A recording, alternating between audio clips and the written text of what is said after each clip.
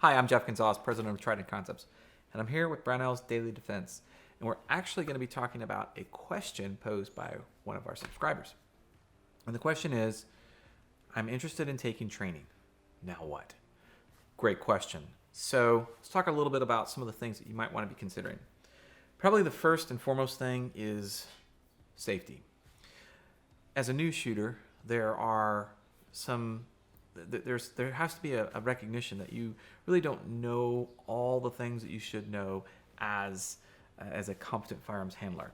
You're learning. You're in that process of obtaining that information. So it's really important that whoever you go to has an understanding of that and has good safety measures in place to ensure a good, safe training environment. That's going to lead itself to better learning. But then one of the things that you can do is to really read through the course description. Try to understand what it is that they're trying to relay. And if you have questions, engage with this individual or the company to ask to make sure that this is the best course for you. Let them know what you're hoping to achieve and accomplish. You may find that there's a better course, or maybe you just don't understand the course description too well to be able to make the best choices to where you should go. Then, after that, really kind of look through the minimum gear requirement.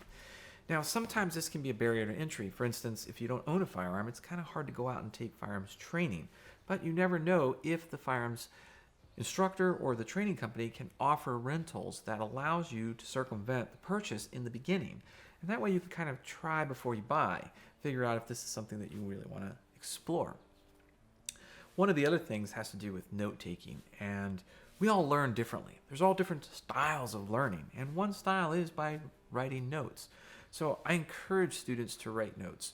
There's obviously times when it's inappropriate, but there's certainly times that I would encourage you to write down things just to help jar your memory from your experience. Then I also talk about a comfortable learning environment, and this is where sometimes as a new shooter it can be a little bit awkward. For instance, some of the firearms recoil is going to generate three kind of responses from you. One response is going to be obviously the sound that it makes, and that can be a little bit intimidating for folks. So a recommendation would be to wear double ear protection. The soft inner ear protection with the over ear protection can help diffuse or take the edge off that sound, and that can increase your learning experience.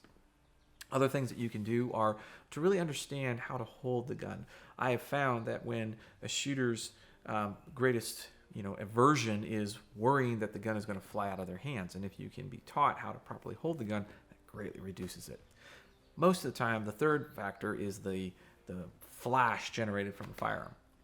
From a handgun perspective, there's really not a lot that you have to worry about, but from a rifle, I can see where that can be an issue. And a lot of times there's things that you can do to mitigate that. One of the last little pieces of information that I actually put on our gear list is an open mind. And this is probably the most important tool that you bring to the class.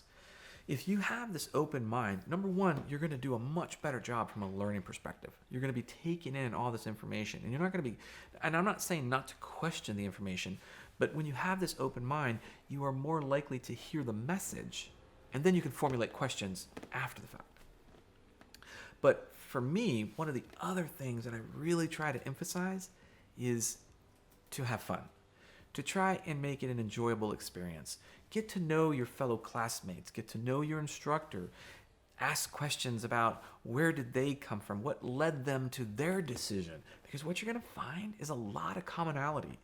Folks are actually probably sharing more things together about why they're choosing to take a firearms training class than not. So you'd be surprised at where people come from and how they made their decision and how similar their decision-making process was to your own.